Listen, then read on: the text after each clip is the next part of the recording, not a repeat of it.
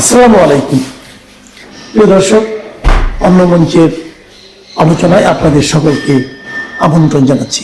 Jeffrey Epstein ছিলেন এক প্রভাবশালী ফাইন্যান্সিয়ার, যিনি ক্ষমতার শিখরে থাকা রাজনীতি, ব্যবসা, বিনোদন জগতের মানুষের সঙ্গে ঘনিষ্ঠ নেটওয়ার্ক গড়ে তুলেছিলেন সারা পৃথিবীময়, এবং একই সঙ্গে নাবালিকা ধর্ষণ এবং যৌন পাচারের এক কুখ্যাত জাল পরিচালনার অভিযোগে প্রথমে 2008 সালে বিতর্কিত চুক্তিতে শাস্তি এড়ান। গ্রেপ্তার হওয়ার পরেও তিনি শাস্তিটা এড়ান। পরে 2019 সালে ফেডারেল মামলায় তিনি গ্রেপ্তার হন আমেরিকায় এবং জেলে মৃত্যুবরণ করেন। তার সহযোগী গিসলাইন ম্যাক্সওয়েল ইতিমধ্যে দোষী সাব্যস্ত।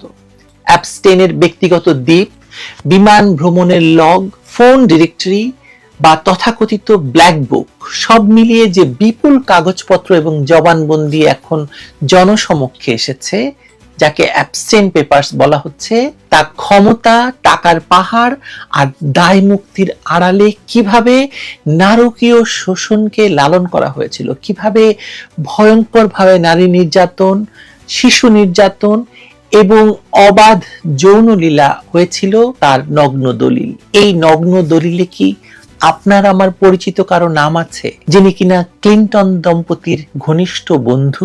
চলুন খুঁজে দেখার চেষ্টা করি।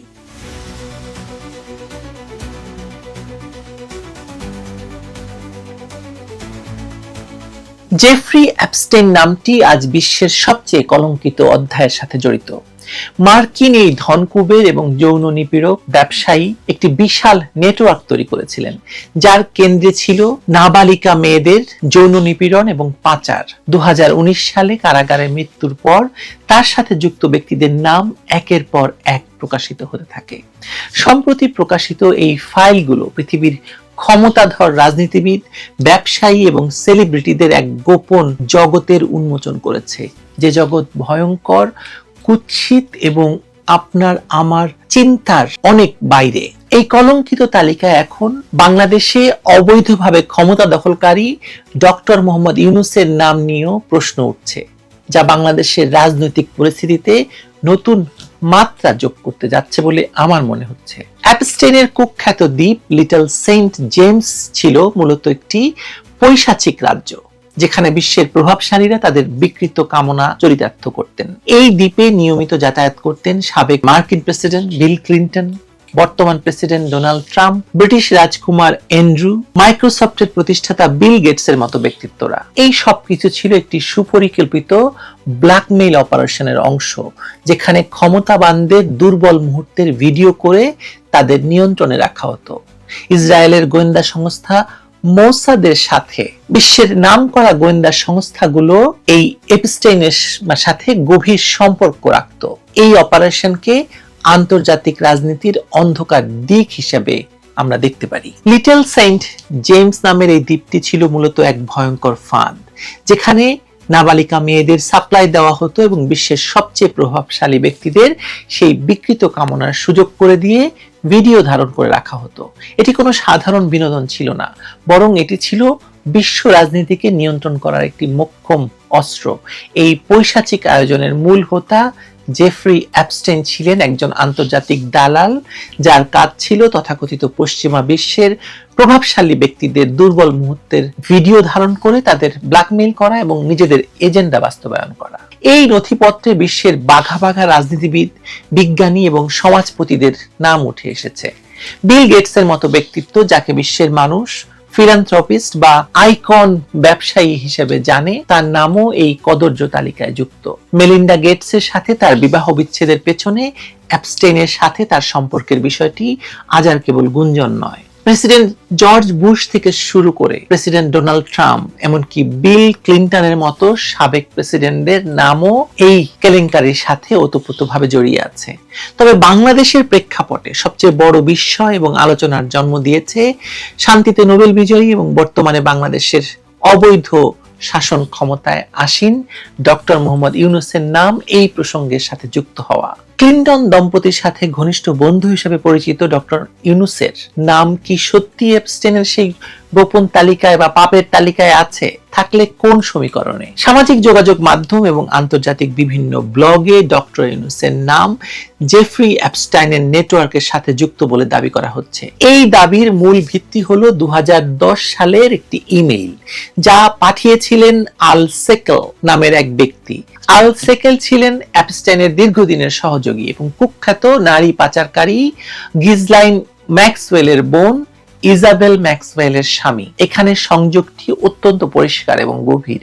ইজাবেল ম্যাক্সওয়েল দীর্ঘদিন ডক্টর ইউনূসের প্রতিষ্ঠান গ্রামীণ আমেরিকার সিনিয়র অ্যাডভাইজার হিসেবে কাজ করেছেন। 2010 সালের 27 সেপ্টেম্বরের সেই ইমেইলে আল সেকেল দাবি করেন যে তিনি এবং তার স্ত্রী ইজাবেল ডক্টর ইউনূসকে বিখ্যাত কার্টুন সিরিজ দ্য সিম্পসনসের স্রষ্টা ম্যাট গ্রোনিং এর সঙ্গে পরিচয় করিয়ে দিয়েছিলেন। এই পরিচয় সূত্র ধরেই ডক্টর ইউনূস দ্য সিম্পসনের একটি পর্বে অতিথি চরিত্র হিসেবে উপস্থিত হন। ইমেইলে ডক্টর ইউনূসকে আমাদের খুব ভালো বন্ধু বা আওয়ার গুড ফ্রেন্ড হিসেবে উল্লেখ করা হয়েছে। অর্থাৎ অ্যাপস্টেইন সিন্ডিকেটের অন্যতম মূল হোতা গিজলাইন ম্যাক্সওয়েলের পরিবারের সাথে ডক্টর ইউনূসের কেবল পেশাদার সম্পর্ক ছিল না, বরং একটি পারিবারিক এবং বন্ধুত্বপূর্ণ সম্পর্ক বিদ্যমান ছিল। এখন প্রশ্ন হলো, ডক্টর ইউনূস কি অ্যাপস্টেইনের সেই দ্বীপে গিয়েছেন, বা তিনি কি সরাসরি কোনো অনৈতিক কর্মকাণ্ডে যুক্ত ছিলেন? এখনো পর্যন্ত অবমুক্ত করা আদালতের নথিপত্রে ডক্টর ইউনূসকে সরাসরি কোনো যৌন নির্যাতন বা অপরাধের সঙ্গে যুক্ত করে উল্লেখ করা হয়নি। কিন্তু আন্তর্জাতিক রাজনীতির বিশ্লেষণে গিলটি বাই অ্যাসোসিয়েশনস বা সঙ্গ দোষের বিষয়টি অত্যন্ত গুরুত্বপূর্ণ। ডক্টর ইউনূস ক্লিন্টন ফাউন্ডেশন এবং ক্লিন্টন দম্পতির অত্যন্ত ঘনিষ্ঠ, আর বিল ক্লিন্টন যে অ্যাপস্টেইনের প্রাইভেট জেট বহুবার ব্যবহার করেছেন এবং সেই দ্বীপে গিয়েছেন তা এখন প্রমাণিত সত্য। বিল ক্লিন্টন, ইজাবেল ম্যাক্সওয়েল এবং আল সেকেলের মতো ব্যক্তিত্বদের সাথে ডক্টর ইউনূসের ঘনিষ্ঠতা প্রমাণ করে যে তিনি সেই একই এলিট সার্কেল বা এই বিশেষ সার্কেলের সঙ্গে শুধু সম্পর্কিত নন, এই সার্কেলে তিনি বিচরণ করতেন এবং যারা মনে করে সাধারণ আইন এবং নৈতিকতা তাদের জন্য প্রযোজ্য নয়। ইজাবেল ম্যাক্সওয়েল যখন গ্রামীণ আমেরিকার অ্যাডভাইজার ছিলেন তখন এটি স্পষ্ট যে অ্যাপস্টেইন চক্রের সাথে ডক্টর ইউনূসের একটি পরোক্ষ কিন্তু শক্তিশালী যোগাযোগ ছিল। গ্রামীণ জামিলের Saudi board member Mohammad Abdul Latif জামিলের নাম অ্যাপস্টেইনের ব্ল্যাক বুকে পাওয়া গেছে, যা এই নেটওয়ার্কের ব্যাপ্তি কতদূর তা নির্দেশ করছে। বিশ্লেষণের আরেকটি কৌতূহল দিক হলো, এই বিশাল তালিকায় কিন্তু আমেরিকার শত্রুভাবাপন্ন দেশগুলোর কোনো নেতার নাম নেই, যেমন ভ্লাদিমির পুতিন রাশিয়ার প্রেসিডেন্ট, উত্তর কোরিয়ার প্রেসিডেন্ট কিম জং উন বা চাইনিজ প্রেসিডেন্ট শি জিনপিং। এদের কারো নাম কিন্তু অ্যাপস্টেইনের লগ বুকে পাওয়া যায়নি। এমনকি ভেনেজুয়েলার প্রেসিডেন্ট, তার নামও কিন্তু, যাকে ধরে আনা হলো ভেনেজুয়েলা থেকে উঠিয়ে আনা হলো, তার নামও পর্যন্ত এই সব লগ বুকে নেই। এটি প্রমাণ করে যে এই ফাঁদটি তৈরি করা হয়েছিল মূলত পশ্চিমা বিশ্ব বা ফ্রি ওয়ার্ল্ড তথাকথিত গণতান্ত্রিক শক্তিধর দেশগুলো নেতাদের নিয়ন্ত্রণ করার জন্য। যারা আমেরিকার মিত্র বা পশ্চিমা রাজনীতির সাথে জড়িত তাদেরকেই এই জালে জড়ানো হয়েছে। ডক্টর ইউনূস যেহেতু পশ্চিমা বিশ্বের খুবই প্রিয় ভাজন এবং আমেরিকার ডেমোক্র্যাট দলের অত্যন্ত ঘনিষ্ঠ, তাই তার নাম এই সার্কেলে উচ্চারিত হওয়াটা অস্বাভাবিক কিছু নয়। পশ্চিমা মিডিয়াগুলো এখন ড্যামেজ কন্ট্রোলে ব্যস্ত।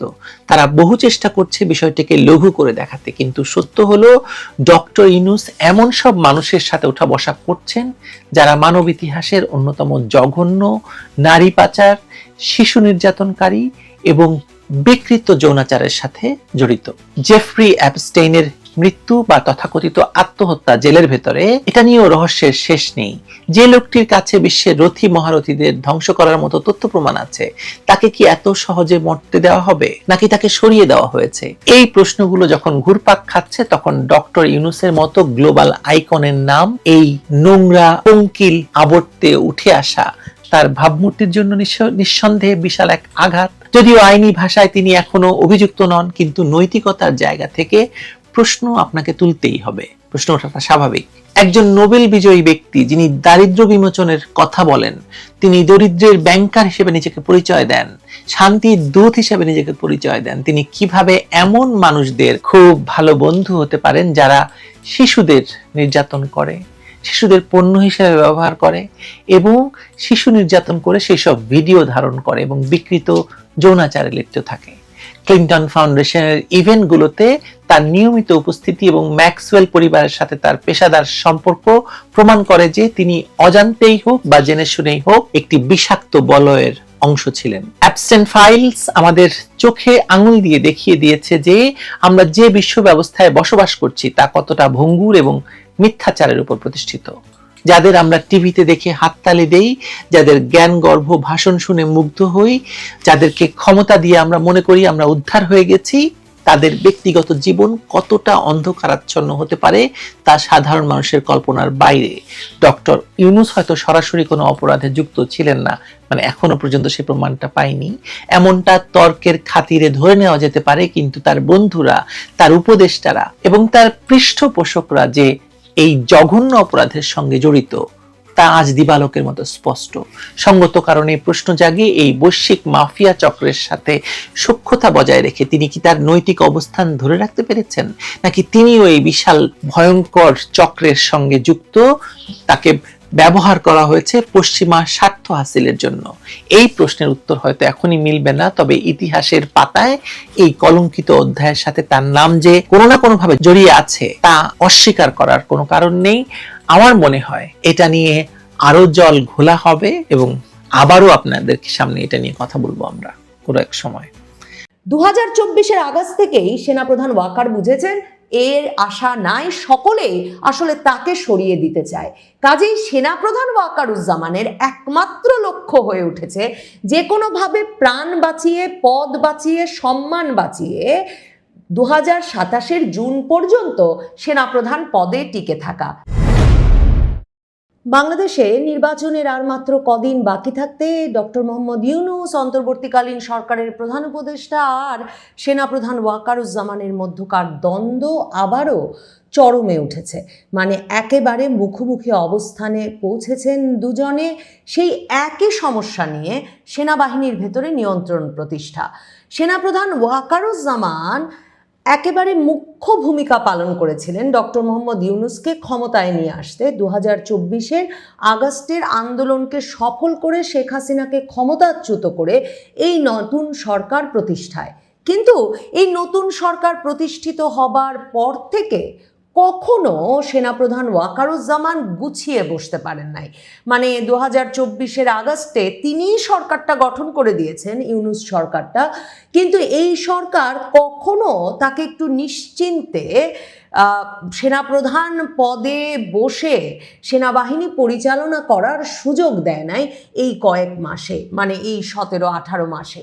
সেনাপ্রধান ওয়াকারুজ্জামানকে নিয়ন্ত্রণচ্যুত করে তাকে নিয়ন্ত্রণ থেকে সরিয়ে আরেকবার সেনাবাহিনীর ভেতরে একটা নতুন নিয়ন্ত্রণ কেন্দ্র গড়তে মরিয়া হয়ে উঠেছেন নির্বাচনের মাত্র কদিন বাকি থাকতে ডক্টর ইউনূস আর তার জাতীয় নিরাপত্তা উপদেষ্টা খলিলুর রহমান। স্বাভাবিকভাবেই ডক্টর ইউনূসের জন্যে এটা খুব একটা ক্রুশিয়াল সময়, বিশেষ করে 12ই ফেব্রুয়ারির নির্বাচনের সাথে জুলাই সনদকে হ্যাঁ ভোটে পাশ করিয়ে আনবার পর যে পরিস্থিতি তৈরি হবে তাতে তারা যেসব অপশন নিয়ে ভাবছেন, একটা বিপ্লবের জাতীয় সরকার গঠন, সকল দলের অংশগ্রহণে একটা জাতীয় সরকার গঠন, কিংবা কোনো এই সরকারটি আগামী 3 থেকে 9 মাস পর্যন্ত চালিয়ে নেওয়া, অন্তত যে সরকারের অধীনে নবনির্বাচিত সংসদ সদস্যরা সাংবিধানিক সংস্কার পরিষদের সদস্য বা গণপরিষদ সদস্য হিসেবে দায়িত্ব পালন করতে থাকবেন। এই সবগুলো অপশন নিয়ে যখন ভাবছে অন্তর্বর্তীকালীন সরকার, তখন তারা দেখছে একটা মাত্র প্রতিষ্ঠানে এখনো পূর্ণ নিয়ন্ত্রণ প্রতিষ্ঠা তাদের পক্ষে সম্ভব হয় নাই। আর সেই প্রতিষ্ঠানটা অত্যন্ত গুরুত্বপূর্ণ, ক্রুশিয়াল একটি প্রতিষ্ঠান, যেই প্রতিষ্ঠানটিতে নিয়ন্ত্রণ রাখাটা, সরকারে থাকা, সরকার, নতুন সরকার গঠন, আগামী সরকারের ভবিষ্যৎ, 12 তারিখের পর আইন শৃঙ্খলা পরিস্থিতি কোন দিকে যাবে, এই সব কিছু বিষয়ে একেবারে সিদ্ধান্ত গ্রহণকারী ভূমিকা রাখবে সেই প্রতিষ্ঠান সেনাবাহিনীতে এখনো ইউনূস সর্বোচ্চ নিয়ন্ত্রণ প্রতিষ্ঠা করতে পারে নাই। সেই জন্যই সেনাবাহিনীতে আবারও গুরুত্বপূর্ণ পদে রদবদল, পছন্দের লোককে বসানোর বিষয়ে মরিয়া হয়ে উঠেছে ইউনূস। এবার ডক্টর মোহাম্মদ ইউনূস আর তার জাতীয় নিরাপত্তা উপদেষ্টা খলিলুর রহমানের লক্ষ্য সিজিএস পদটি, chief of general staff. Bangladesh সেনাবাহিনীতে চিফ অফ জেনারেল স্টাফ পদটিকে সেনাপ্রধানের পরের সবচেয়ে গুরুত্বপূর্ণ পদ হিসেবে চিহ্নিত করা হয়। চিফ অফ জেনারেল স্টাফ, সিজিএসই আসলে অপারেশনাল ব্রেইন হিসেবে কাজ করেন সামরিক বাহিনীর। মানে তিনি আসলে প্রতিদিন সামরিক বাহিনী, সেনাবাহিনী কিভাবে তার কাজ করবে, সিভিল প্রশাসনের সাথে সেনা প্রশাসন যখন কাজ করে, ধরেন নির্বাচনী ডিউটি যে দেবে, কিভাবে নির্বাচনের সময় সেনাবাহিনী কোথায় কোথায় মোতায়েন থাকবে, আইন শৃঙ্খলা পরিস্থিতির হঠাৎ অবনতি হয়ে গেলে কি ধরনের ভূমিকা সেনাবাহিনীকে নিতে হবে, এটা থেকে শুরু করে ইউনূসের আরেকটা যাতে গুরুত্বপূর্ণভাবে লক্ষ্য, সেটা হচ্ছে কেনাকাটা, প্রতিরক্ষা সংক্রান্ত সকল ক্রয় এবং বাজেট বরাদ্দ, এই বিষয়গুলো নিয়ন্ত্রণ করেন সিজিএস বা chief of general staff. Chief of general staff Bangladesh সেনাবাহিনীর এমনই গুরুত্বপূর্ণ একটি পদ যে পদটিকে বলা হয় যে এই পদে থাকা ব্যক্তি হচ্ছে সেনাপ্রধান ইন ওয়েটিং, মানে সেনাপ্রধান যিনি হবেন তিনি এখন আপাতত অপেক্ষা করছেন চিফ অফ জেনারেল স্টাফ পদে। ওয়াকারুজ্জামানও চিফ অফ জেনারেল স্টাফ ছিলেন। ডক্টর মোহাম্মদ ইউনূস আর খলিলুর রহমান গত কয়েক সপ্তাহ ধরে চেষ্টা করছেন সেই সিজিএস পদে, যিনি সেনাপ্রধান কোনোভাবে অপসারিত হলে বা কোনো কারণে অনুপস্থিত হলে সাথে সাথে ডিফ্যাক্টো কমান্ডার হিসেবে কাজ করবেন, সাথে সাথে সেনাপ্রধানের দায়িত্ব গ্রহণ করতে পারবেন। সেই সিজিএস পদে ডক্টর মোহাম্মদ ইউনূস আর খলিলুর রহমানের ইচ্ছা গত কয়েক সপ্তাহ ধরে লেফটেন্যান্ট জেনারেল কামরুল হাসানকে নিয়োগ প্রদানের। যেই লেফটেন্যান্ট জেনারেল কামরুল হাসানকে 2025-এর ফেব্রুয়ারিতে ওয়াকারনা হাসনাত রাজপথে ওই স্লোগান ওঠানোর পর থেকেই ডক্টর মোহাম্মদ ইউনূসের ইচ্ছা এই লেফটেন্যান্ট জেনারেল কামরুল হাসানকে প্রয়োজনে সেনাপ্রধান ওয়াকারুজ্জামানকে সরিয়ে দিয়ে সেনাপ্রধান পদে বসানো। এই কাজটি এতদিনেও সমাধা করতে না পেরে এখন তারা চাইছেন সিজিএস পদে, কারণ সিজিএস পদে যিনি এতদিন দায়িত্বরত ছিলেন লেফটেন্যান্ট জেনারেল মিজানুর রহমান শামীম, তিনি জানুয়ারি মাসের মাঝামাঝি অবসরে প্রস্তুতির যে ছুটি মানে এলপিআরে গেছেন, কাজেই পদটাও খালি হয়েছে। এখন লেফটেন্যান্ট জেনারেল কামরুল হাসান, যিনি প্রধান উপদেষ্টার দফতরে সশস্ত্র বাহিনী বিভাগের প্রিন্সিপাল স্টাফ অফিসার হিসেবে কাজ করেন, তাকে ডক্টর মোহাম্মদ ইউনূস আর খলিলুর রহমান চান সিজিএস পদে নিয়োগ দিয়ে এমন জায়গায় বসিয়ে রাখতে যে জুলাই সনদ পরবর্তী যে কোনো পরিবর্তন, 12ই ফেব্রুয়ারির নির্বাচনের পর যে কোনো সিদ্ধান্ত, যে সিদ্ধান্ত ইউনূস নিজে নিতে চান, সে সিদ্ধান্ত সেনাবাহিনীর ভেতরে এবং সেনাবাহিনীর সহায়তায় কার্যকর করতে যেন সিজিএস পদে তাদের বিশ্বস্ত লেফটেন্যান্ট জেনারেল কামরুল হাসান দায়িত্ব পালন করেন। ওয়াকার সেই 2024-এর আগস্ট থেকেই বুঝতে শুরু করেছেন যে তিনি যখন ভেবেছেন তিনিও বিপ্লবের একজন বড় বীর, তিনিও শেখ হাসিনা সরকারের আদেশ আর মানবেন না এই ঘোষণা দিয়ে মার্চ টু ঢাকা সফল করে এবং তারপর জামায়াতে ইসলামী সহ রাজনৈতিক দলগুলোকে ডেকে অন্তর্বর্তীকালীন সরকার গঠন করে দেওয়ার মাধ্যমে এই সরকার, এই রাজনৈতিক দলগুলোর দ্বারা একজন বীর সেনাপ্রধান হিসেবে চিহ্নিত হবেন, যিনি কিনা নিরাপদে 2027-এর জুন মানে তার অবসরে পর্যন্ত সময়টা কাটাতে পারবেন। 2024-এর আগস্ট থেকেই সেনাপ্রধান ওয়াকার বুঝেছেন এর আশা নাই, সকলেই আসলে তাকে সরিয়ে দিতে চায়। কাজেই সেনাপ্রধান ওয়াকারুজ্জামানের একমাত্র লক্ষ্য হয়ে উঠেছে যে কোনোভাবে প্রাণ বাঁচিয়ে, পদ বাঁচিয়ে, সম্মান বাঁচিয়ে 2027-এর জুন পর্যন্ত সেনাপ্রধান পদে টিকে থাকা। সে কারণে তিনি কিছুতেই ইউনূস যে এখন সিজিএস পদে, চিফ অফ জেনারেল স্টাফের মতো গুরুত্বপূর্ণ পদে তার পছন্দের লোক বসাতে আবারও উদ্গ্রীব হয়ে উঠেছেন, তাতে সাড়া দিচ্ছেন না।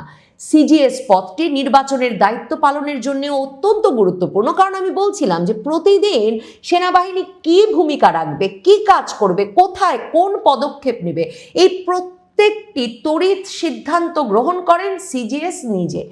এখন সেনাপ্রধান ওয়াকারুজ্জামান যেহেতু লেফটেন্যান্ট জেনারেল কামরুল হাসানের জন্য রাজি হচ্ছেন না তাকে সিজিএস পদে নিতে, ওইদিকে বিএনপির তরফে চাপ সৃষ্টি করা শুরু হয়েছে সেনাপ্রধান ওয়াকারুজ্জামানের ওপর আরেকজন ব্যক্তিকে সিজিএস করা নিয়ে।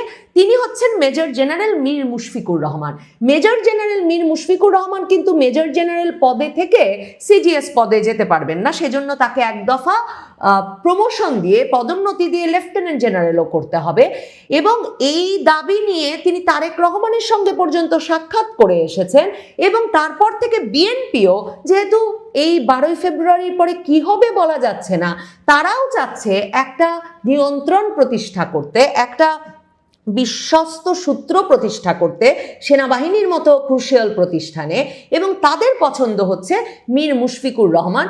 সেনাপ্রধান এ নিয়েও বিশেষ উৎসাহ দেখাতে পারছেন না, একে তার জন্য মেজর জেনারেল থেকে লেফটেন্যান্ট জেনারেল পদে নিতে হবে।